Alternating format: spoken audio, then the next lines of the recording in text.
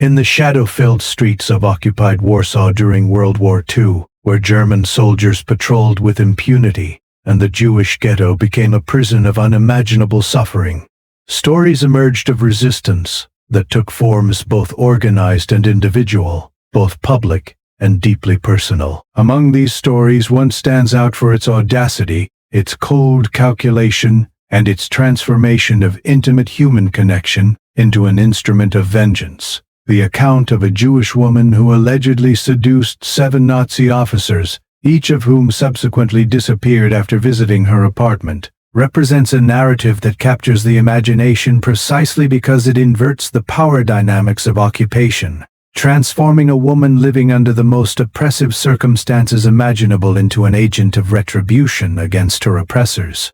This story, whether precisely documented in historical records, or representing a synthesis of multiple resistance actions and underground legends that circulated through occupied Warsaw, speaks to the desperate courage of those who fought back against Nazi tyranny, using whatever weapons came to hand, and to the particular forms of resistance available to women in societies where gender roles and expectations created both constraints and opportunities.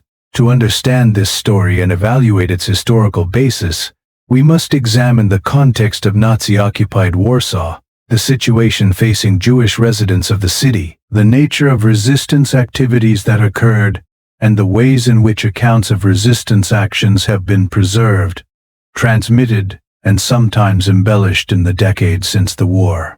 Warsaw fell to German forces in September 1939, after a siege that left much of the city damaged and its population traumatized. The German occupation that followed was characterized by systematic brutality, particularly toward the Jewish population. The Nazis established a ghetto in Warsaw in October 1940, forcing approximately 400,000 Jews into an area of roughly 1.3 square miles, creating conditions of severe overcrowding, inadequate food, minimal sanitation, and rampant disease. The ghetto was sealed with walls and guarded checkpoints, turning it into a vast prison from which escape was extraordinarily difficult and dangerous.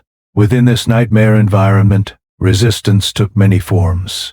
The Warsaw Ghetto Uprising of April and May 1943 represents the most famous example of organized armed resistance, when Jewish fighters battled German forces for nearly a month before being overwhelmed. However, being the force is a milestone of many ideas within the month.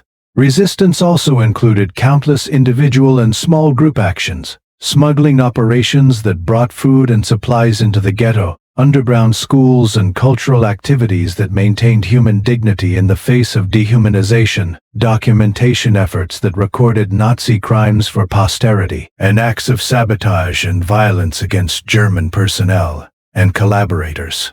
Women played crucial roles in these resistance activities, often exploiting the fact that their gender made them appear less threatening to German authorities, and therefore subject to less intensive security scrutiny. The story of a Jewish woman using seduction to lure Nazi officers to their deaths fits within a broader pattern of resistance activities, where women exploited German soldiers' assumptions and desires to achieve intelligence, sabotage, or assassination objectives. Such operations were extraordinarily dangerous, requiring the woman involved to maintain composure, while in close proximity to individuals who represented mortal threats, to convincingly perform attraction or romantic interest toward men she despised, and to execute violence or facilitate others' violence against targets who were armed and trained soldiers. The psychological toll of such operations, requiring intimate contact with the enemy, while maintaining the deception necessary for operational success, was immense and lasting. The specific details of operational success, how such an operation might have been conducted, reveal both the opportunities and the extraordinary risks involved. A Jewish woman operating outside the ghetto would have needed false identity documents, and identifying her as a non-Jewish Pole, or perhaps as a foreign national, as Jews were required to wear identifying armbands and were subject to immediate arrest, if found outside authorized areas. Obtaining such documents required connections to resistance networks or forgers who could produce convincing papers. The woman would also need an appearance that did not conform to Nazi stereotypes of Jewish physical characteristics. Though such stereotypes were pseudo-scientific nonsense, they nevertheless influenced how Germans assessed whether someone might be Jewish. She would need to speak Polish or German fluently, without an accent that might raise suspicions, and would need to possess the social skills and psychological resilience to interact convincingly with German officers in social settings. The apartment that served as the location for these alleged encounters would have been carefully selected and prepared. It would need to be in a location where the comings and goings of German officers would not attract unusual attention, as German military personnel frequented bars, restaurants, and entertainment venues throughout occupied Warsaw. The apartment would need to provide privacy for the encounters while also offering means of disposing of bodies without immediate discovery.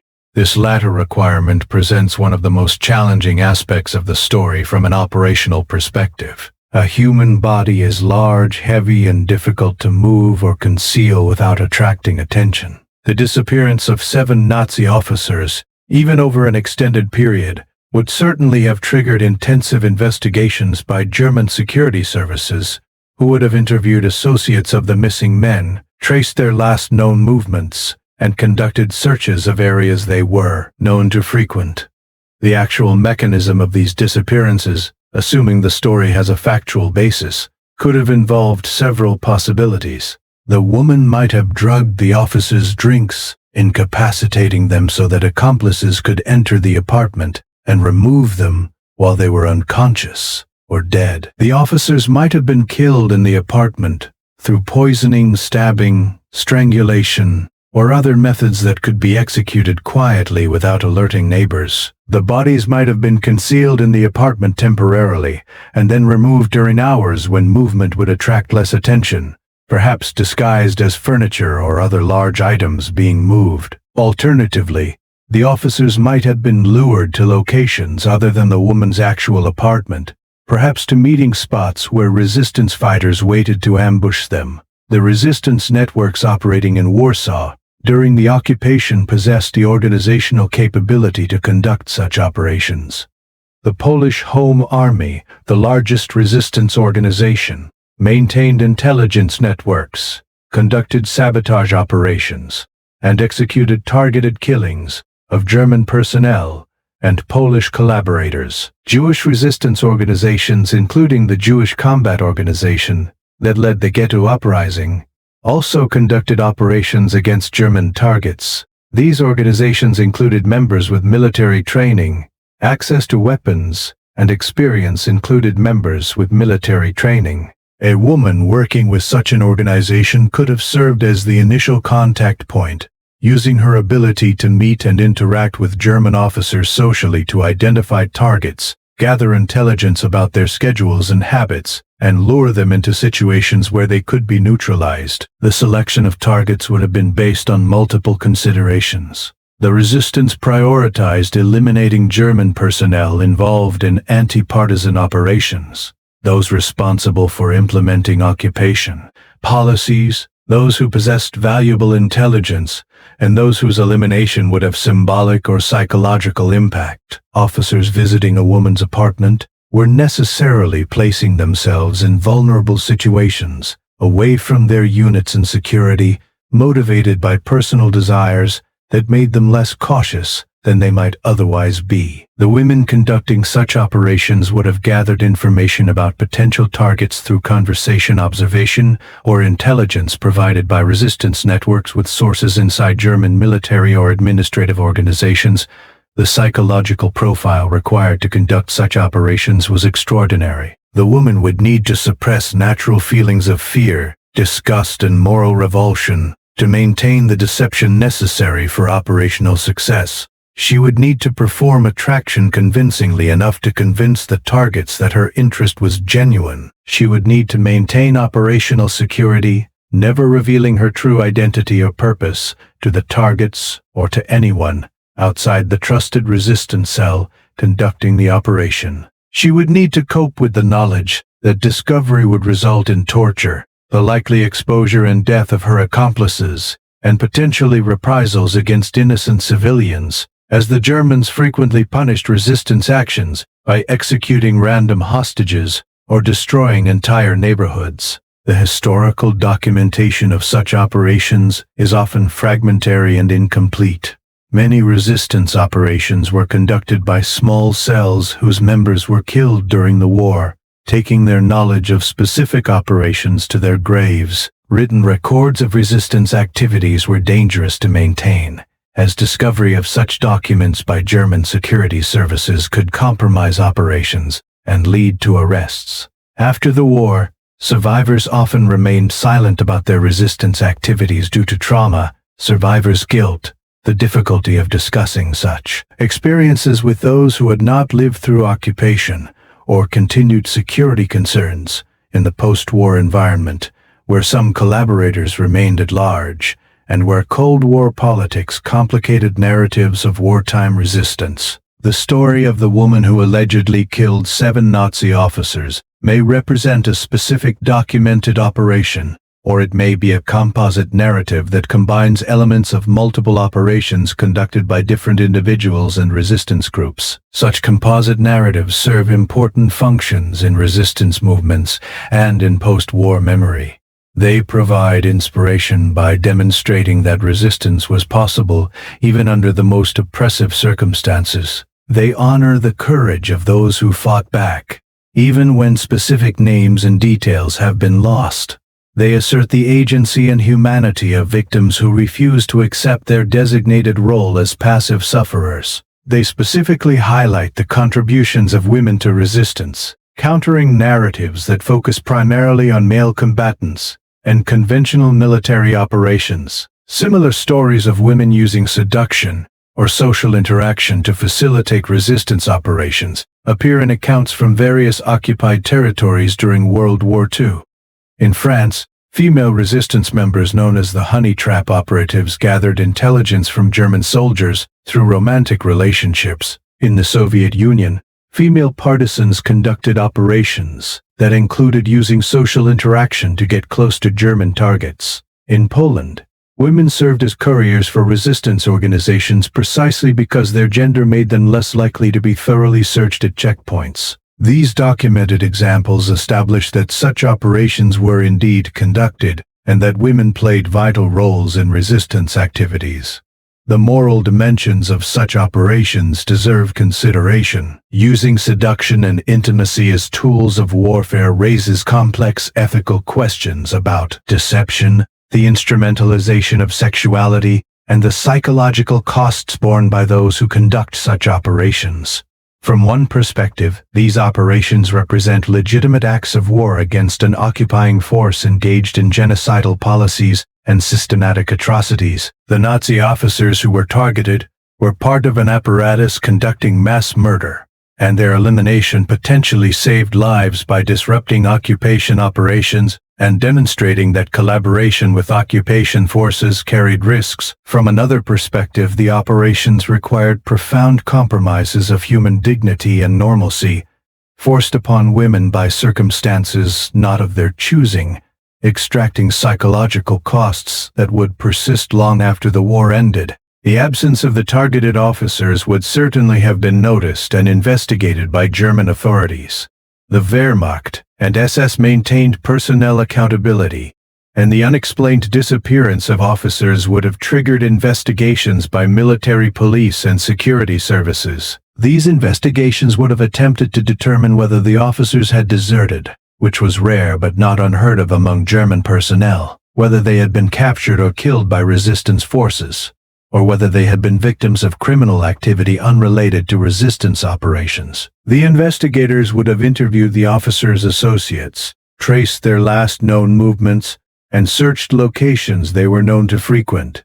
If multiple officers disappeared after visiting the same woman or the same location, investigators would certainly have identified this pattern and targeted the location and individual for intensive scrutiny. This raises the question of how such an operation could have continued successfully through 7 victims without discovery. Several possibilities exist. The victims might have been selected from different units or organizations, making pattern recognition more difficult for investigators. The intervals between disappearances might have been long enough that connections between cases were not immediately apparent. The woman might have used different identities and different locations for different targets, preventing investigators from identifying a single individual or location as the common factor. Alternatively, German investigations might have been hampered by poor coordinations between different security organizations, by the investigators' own biases and assumptions that made them less thorough in investigating cases involving German officers and women, or by active resistance efforts to mislead investigations through false information or elimination of witnesses. The ultimate fate of the woman conducting these operations, assuming the story has a factual basis, is unknown from available accounts. She might have successfully completed her operations and survived the war, living quietly in post-war Poland or emigrating to another country. She might have been eventually discovered by German security services and executed, her story preserved only through accounts provided by fellow resistance members who survived. She might have died during the Warsaw Uprising of 1944. When Polish resistance forces attempted to liberate the city before Soviet forces arrived, resulting in 2 months of intense fighting that killed approximately 200,000 Polish civilians and fighters, and resulted in German forces systematically destroying much of the city. She might have died from other causes related to the hardships of occupation, including disease, malnutrition, or random violence.